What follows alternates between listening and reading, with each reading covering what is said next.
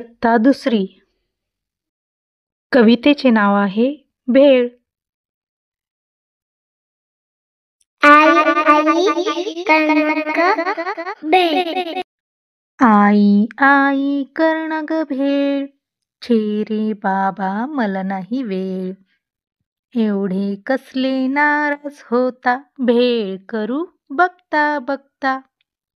चिरमुरे घ्या कुरकुरीत, शेव पापडी चुरचुरीत. टोमॅटो कांदा कोथिंबीर अगदी बारीक छान चीर. पाणी खजूर थोडी चिंच, कालवून चटणी केली मस्त.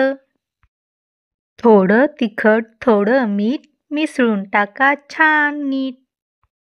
गोल बसा गालात हसा, वाटून घ्या पसा पसा.